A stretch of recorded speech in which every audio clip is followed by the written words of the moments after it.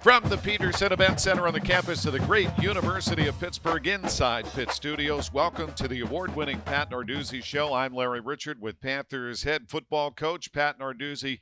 Coach, a heartbreaker. There's no other way to describe it when you look back at Miami as you get ready for your next challenge on the road at Duke. So let's start there and exercise some demons, because I'm sure when you go through the details of everything, I notice a couple of things.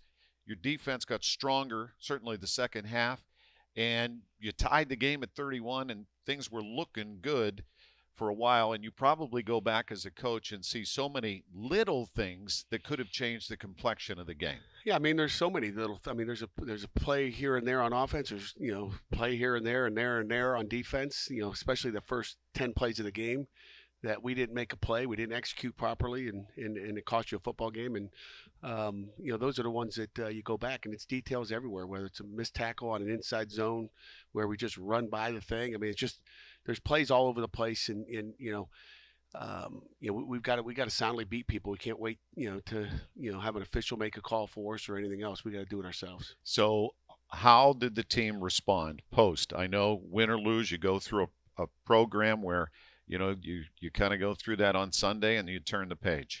I think it hurt. I think it hurt our kids. I think our kids were, I wouldn't say stunned, but they were disappointed after the game. It was quiet after the game. Sunday was probably the quietest Sunday we had. In the lift and in a team meeting, it just felt like they were down, and that's a good thing, because I think it hurt them, and they understand that we got to go make plays. And again, that's making plays as coaches and players. I mean, we got to put our kids in better position to make those plays, and we got to finish. And there were some uncharacteristic penalties, a couple that hurt drives that you're trying to make one way or the other. And I know that's always something you preach. Penalties, you're going to get some, but you can control some of those. Yeah. I mean, we prepared them, and you always look back and say, what could I have done better as a head coach? And we prepared for them. I told our guys that that's what they do. I mean, they're going to talk a lot of trash to you, but what I didn't do, and I'll do the next time, and there's going to be another game this season that we know we're going to get the same thing. That we just got to do it on the scout team. Scout teams, that's part of their job, is to talk on the field and just try to get our guys, used to it. And I didn't do that. Standing there on the sidelines, I could hear some of it. I even mentioned during the broadcast, there's a lot of talk down here, fellas, and there was more than typical games. And that's, again, we responded to it. And I thought by warning them, and one of our keys to victory, Shockey will tell you, it was composure and poise. I mean, we have to have poise today, because they're going to try to get you to go. And, we got good kids. That's not us, That's not us. And we might have a holding and a PI and whatever it may be, or a late hit on a quarterback. But we had one of those that was a good call. One was, I think, an awful call. Disappointing as it may have been, you still sit atop the Coastal. You still control your own destiny. You got 4 games left. So each one, 2 at home, 2 on the road. It all matters now, but you still have control. And that's something you have to build on.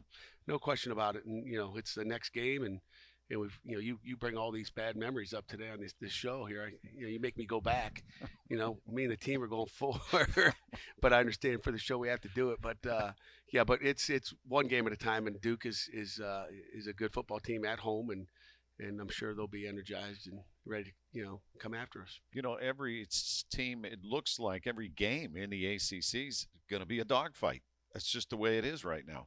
There is nothing given. We're going to go down to Durham this weekend, and it's going to be a dogfight. It always is, and we got to prepare for one. They got a really strong offense. We got a really strong offense, and it's going to be a battle offense. It's going to be who's the better defense. You look at the teams that Duke has played, and they were rolling up some big numbers. They start the season at 3-1, and then they stumble. They were still scoring a lot of points, and they scored 1 touchdown in 2 games. Looking at Duke, what's wrong with the Blue Devils?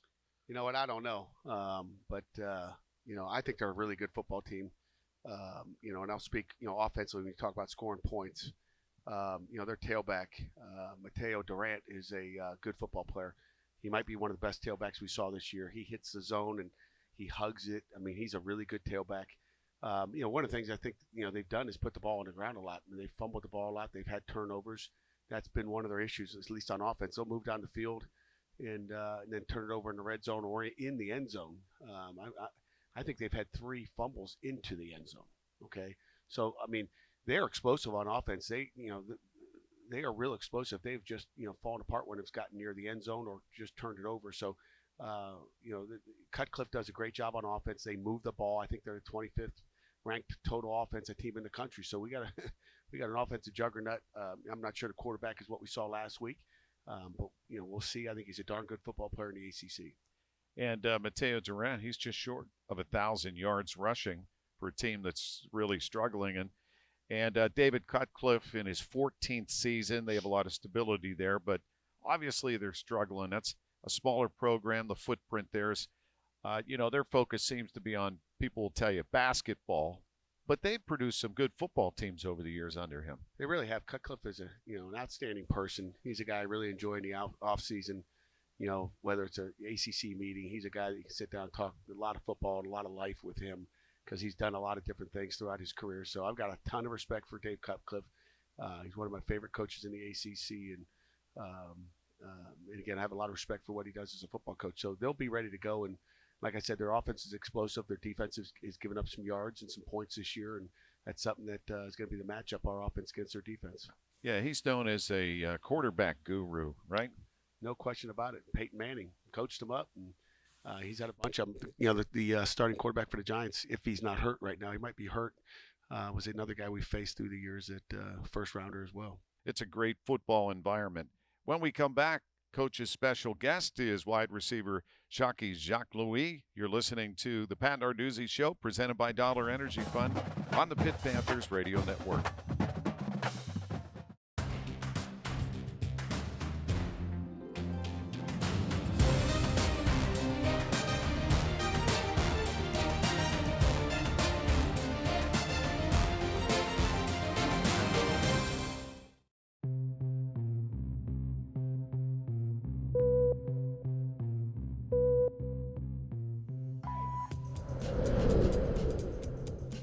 Experience the power of e-bikes from Pro Bike and Run.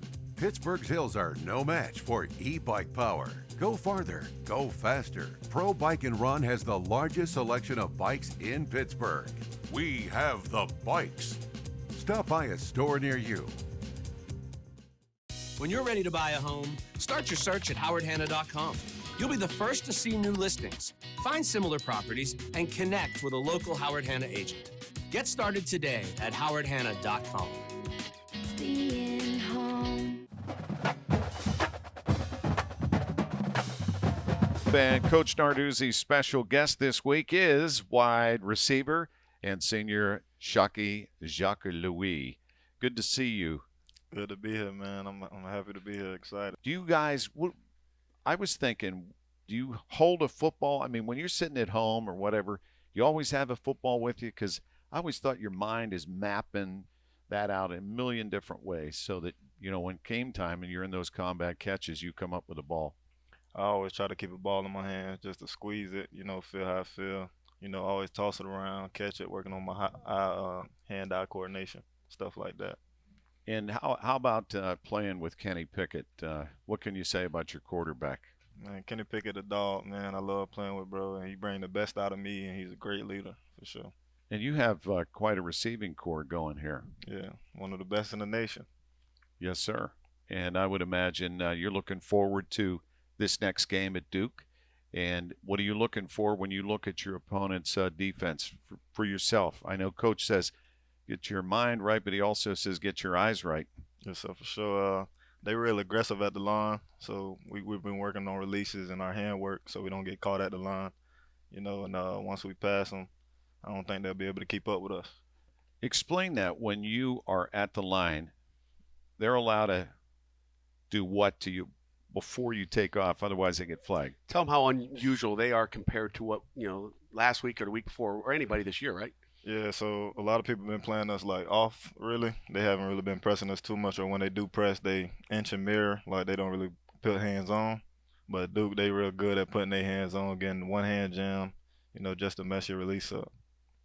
And that's the little things that you talk about, Coach. Mm-hmm. An inch here, pushing a guy just enough to knock you off your route and your speed.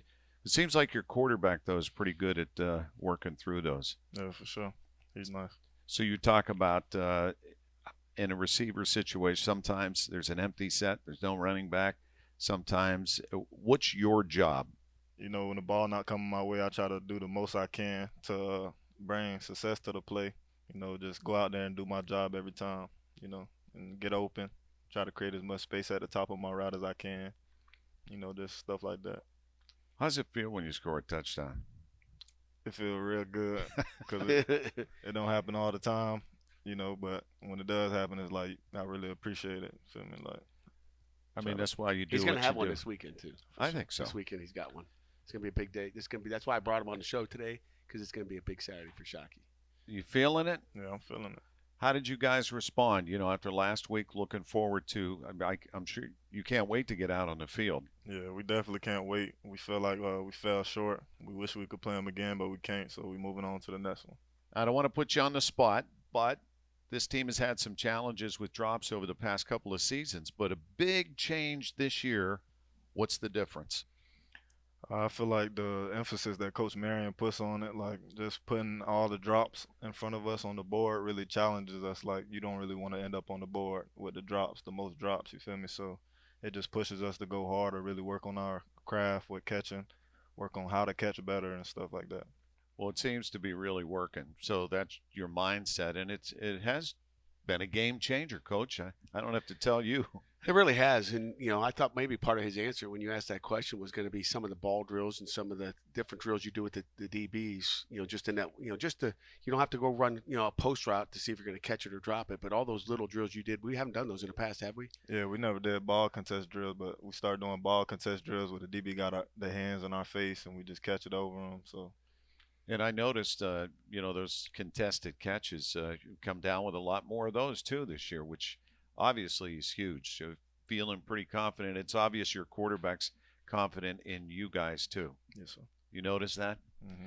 All right, so you came here from Fort Myers, Florida. You know, you got a lot of players that come from Florida.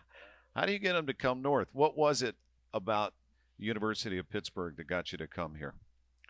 When I came up here on my official visit, the minute I went through that tunnel, I'm pretty sure you know the tunnel I'm talking about, but it was like nighttime, and I just looked, and it was real pretty, and I was like, yeah, I gotta come here. Like, I don't know, I knew from the jump street. What do you like about Pittsburgh, just overall? Just the city, the people is way different from home. Just the, like, nature, I don't know if that's weird, but the nature, like, we don't see mountains and stuff like that in Florida. Everything flat, you feel me? So it's definitely different. How'd you deal with the snow and the cold weather? I liked it at first, but then it started getting stuck all in my shoes. I started slipping. So yeah, we're kind of down with it. That's why so many people go to Florida in the winter from here. You've seen the snowbirds down there, especially in the Fort Myers area, right? yes, sir. The one thing that's different is people are from everywhere down in Florida. Here, there's a lot of, you know, neighborhoods, and people have been here for generations, and there seems to be a comfort. And when they find out you're a Panther football player, they kind of, what do they ask you? Do you like Pittsburgh? That's probably one of the first things they ask you. They just tell me, like, good luck in the next game or something like that. Always something encouraging, you know. So in your studies, criminal justice, you have a degree in that, right? Administrative justice, Yes, sir. correct? And now you're working on media and communications. Is that right? Yes, sir. Speaking of communications, you knew that Shockey and his brother Rocky were a question with Alex Trebek, the late Alex Trebek, on the great Jeopardy show, right? Yes, sir. Do you remember what the question was? Yeah, I remember the question. It was Rocky Jock Louis is a Panther at FIU. Shockey Jock Louis is a Panther at this university in the Steel City. I don't know of any other Pitt players, certainly active players, that made it to Jeopardy. That was kind of fun. Yeah. And let's talk about your family. You've got 5 sisters, 2 brothers. One is Rocky. And what's the birth order? What number are you? I'm 3. And me and Rocky twins, so he's 45 minutes older than me. Playing in front of your family and friends, that's got to be a special treat, especially so many siblings, right? Yes, sir. It always feels good when my family able to make it to the game, especially my sisters and brothers, because I feel like I really get to see them. So when they come, I try to always ball out. And you got 2 home games, 2 away games, and you're looking forward to traveling to Duke against the Blue Devils. All right. Well, we appreciate you taking some time, and good luck against the Blue Devils. And Coach says you're going to get at least one. And it'll be great to hear Bill Hillgrove call your name. Do you like that? Shockey Louis. Yeah, I like when they pronounce it right too. It sounds good. Is that a right? lot of people can pronounce it right, so We got you. for sure. All right. Wide receiver senior Shockey Louis. And when we come back, we'll be joined by former Pitt quarterback Pat Bostic. You're listening to the Pat Narduzzi Show, presented by Dollar Energy Fund on the Pitt Panthers Radio Network. When you're ready to buy a home, start your search at howardhanna.com. You'll be the first to see new listings, find similar properties, and connect with a local Howard Hanna agent. Get started today at howardhanna.com. Being home.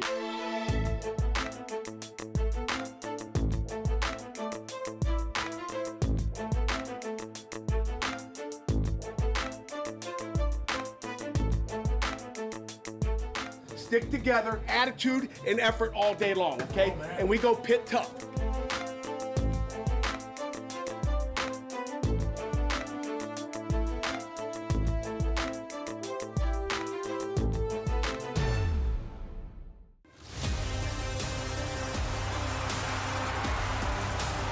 Keep your eyes on number 8. He is playing exceptional football. Jordan Addison has been as advertised, worth the price of admission. And in all the gaps are the blue shirts and nowhere to run. Big rush, and he is hit and hit hard. Pitt versus North Carolina, Thursday, November 11th. Get your tickets today. Welcome back to the Pat Narduzzi Show. And we're joined by former Pitt quarterback and Associate Athletic Director of Major Gifts, Pat Bostic. Patrick, good to see you. Good to see you, Larry. That means the countdown for us is really on to Saturday. Our pregame will be on at 10 a.m. Kickoff is at early, noon. huh? Yeah, well, that's the only early bus will be about 6:30 with Darren and the boys, right? Yeah, we go on the equipment bus, Coach. It's the where best. We get Eat there the donuts and coffee. No, we don't get that stuff. They don't give you any donuts? We'll walk around campus. Larry and I will find ourselves in the back alley somewhere in Durham trying to find coffee. So here's what you need to know about the Duke Blue Devils, brought to you by PNC Bank. Make today the day. So, Pat, I know you just went through your film study, and Coach here, let's talk about I'm on the spot. I got the head coach looking at me. It's terrific. I think a lot of tape. They've given up. If you're watching a lot of tape, I'm worried about the fundraising part of it. Yeah, no, you know the fundraising saying? part of it. Business is booming. Good. I like that. I think they've given up explosives on defense, and they've had a lack of explosives on offense. Other than that, there's a lot of good stuff on film. I mean, I know they've struggled of late, but they're sound schematically. Cutcliffe's a good coach. They play a lot of man free on defense, which will be interesting against Pitt. Although they played Virginia a little bit different at times. So I probably see something a little bit different on Saturday. But they got solid players. They played 3 quarterbacks last week, which was interesting. They played 8 and 10 a little bit to run the ball. So they want to run it. I mean, that's what they want to do. Mateo Durant's their guy. They don't turn it over. They don't take sacks. But they play kind of an efficient style of play, and they've just lacked the big play, really. And they've given up the big play and lacked the big play on offense. Yeah, they've had a real hard time scoring. We mentioned earlier they've only had 1 touchdown in the last 2 games. It's hard to go 12, 14 plays. I mean, it's just hard to do that. And that's why, everyone talks about red zone offense. Red zone offense is great when you're, like, never in the red zone and you just score from 65 yards out like Pitt's been doing. But, I think they're sound schematically. They just haven't popped them, and it's tough to play that way, especially when you're playing Virginia, Wake Forest, and then Pitt 3 weeks in a row. And, Coach, you mentioned they get to the line fast. You did some math last year. They're 3 seconds faster getting to the line this year, 19 seconds. It'll be the second quickest behind Tennessee. But your defense seems to be able to handle that and has handled it very well. I think they can. I mean, just a matter of focus and getting to your home spot. So I think we're ready for that. It's like every week is tempo. It's just, how fast is the tempo going to be? So our guys will be ready for that. We just got to make some plays on the ball. And part of the reason they do that is so that you are in a defense that you can't make any modifications to unless you could do it really fast. Yeah, I mean, they don't want you to recognize the formation. I mean, I think really smart defenses like us, and I think we're pretty smart defense. We recognize formations. We can say, okay, they like this, but the faster you go, it makes you have to think fast, and all of a sudden you're just playing football as opposed to, trying to see the whole picture. So, we're big on trying to, formation identification, alignment of the back, just all kinds of things. Stances. We like to look at your stances. When they go tempo, it takes a lot of that out of you, at least for most guys. And there's a few guys like a Baldonado that still is able to focus, and the really, really smart guys can see it. Some guys, they don't see anything except maybe one guy. It works both ways too. I mean, if they're going fast, it limits what they can do. Motion, shifts, all the things that you see. They run a little bit more motion and jet look, some eye candy, but not. They bring that tight end in and out, and they'll run that peel and zone with the backside cutoff. But there was a play last week where they got to the line of scrimmage and did their thing. A lot of these teams now, they do this, and they fake the clap like 16 times before they clap and snap the ball. And I think it was Voss in the middle. You can adjust too. It's a cat and mouse game. They went and they saw blitz coming through a screen, and you guys got out of it into a base look and stuffed it. There was nothing. So it's the back and forth game that makes, when you're going fast, it works both ways. They're limited in what they can do as well. What you've seen from Pitt this year multiple times is lateral shifting, right at the snap. This is on video. This isn't a trade secret. So just watch the game. At the snap or just before the snap, shift laterally, and they've got him a couple times. And it's perfectly legal. You're shifting your front. But those linemen that are heavy-handed. What do you mean got him? What are you talking about? False starts. Any movement, whether it's lateral or not, those linemen are bound to. They're pent up, ready to roll. I mean, you got 300 pounds on one hand, so that's been good stuff to watch too, because those are critical 5-yard losses in short D&D situations. Hard to believe, Coach. 2/3 of the season is behind you. You got the last third, the most important part. You still control your own destiny. Let's talk about the Blue Devils defense. There's one guy in the middle that's making all the tackles, Pat. Yeah, I mean, they got, Hayward's making plays, and the way they play structurally, I mean, he's pretty freed up. They're not going to get outnumbered in there for the most part until it gets to a long D&D. Play a lot of press man, particularly in the slot. But it'll be interesting to see, again, how they play Pitt. If Virginia's any indication, they may play a little bit more zone. They did early, and they're going to force you to not run it inside. They're going to try to make you throw it against one-on-one. And that's always the toughest thing as a quarterback. If you're in a zone, it's soft. You can pick them apart and dink and dunk. But if they're pressed on you, you're going to have to make a contested throw. And teams have had to do that against it. They just made the plays. And it made a lot of plays. Your offense, again, even last week coming from way back and tying up that game, and Kenny putting up some crazy numbers again. How does Pitt's offense match up against the Blue Devils defense? I think pretty good, but you don't know. I mean, you got to go play. And you can be great for 90% of the game. And if 10% of the plays are turnovers or holds or false starts, you played not good enough to win. And that's really, the points scored in that game. You go back to this critical sequences with drops, penalties, an illegal, an eligible man downfield, picks when you're going to tie the game, going to take a lead. Yeah, you're a great offense, but you've got to be great in the biggest moments. And that was what was tough about that game against Miami. And they're going to need to learn from that, obviously, to win a championship. So this is a step back in that direction and an important first step in the month of November. I mean, all you want to do when you start a season, coach, is have a chance in November to win it. And you got that all out in front of you. And Duke's the first obstacle in the way. So look ahead for just a moment. Just curious, because next week you have a Thursday night game. What does your schedule end up being for that? I mean, that's a squeeze, a big squeeze. Well, put it this way. We play a game on a Saturday, and we got to come back on Sunday and have a Tuesday practice. Wow. How do you think the kids feel? Yeah. Yeah. Well, there's how hard can you go? It's a fine line. Go too hard, then you have a dead team on Thursday night. So and it's late in the year. Your bye week was earlier. So I got a great plan. We've already set that schedule up. We're ready to go. Luckily, it's daylight savings. We gain an hour. Hey, didn't know that, did you? So we gain an hour. So we got a little extra time. But first thing is let's get this Duke win. I think the people don't understand about the operation, down there at Duratz is those GAs and quality controls working ahead. You're right.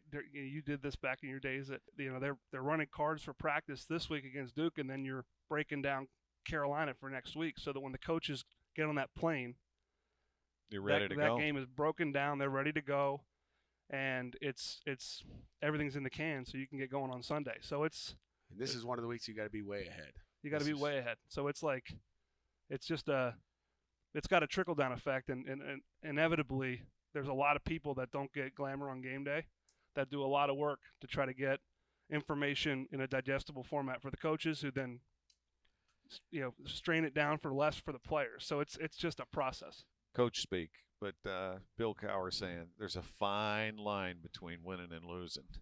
And the ACC has become that because each and every game is a battle. We saw just to get to this point, teams you didn't expect to be where they are, like Wake Forest on the Atlantic Conference, and here in the Coastal, here you are. You still, though, control your destiny. But it's only 1-0, right? 1-0, Duke. Doesn't matter. All right. Well, Pat Bostic, looking forward to your input as always. Our color analyst we'll see on the Friday broadcast. On the charter. He's fired up already. You could tell. I'm fired up on the day of the Sunday. I'm fired up. Yeah. I don't have to do all that grind work. We're looking forward to it. And just pretend. Pat Bostic, thank you. We'll have some final words with Coach Pat Narduzzi, presented by Dollar Energy Fund on the Pitt Panthers Radio Network.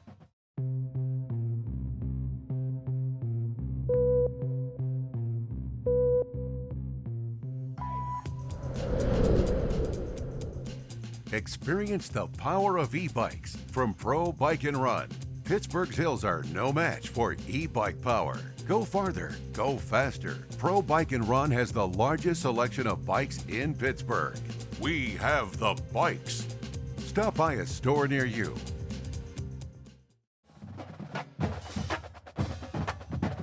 Well, this is it. We're going to wrap up the Pat Narduzzi Show. Get ready for Pitt and Duke.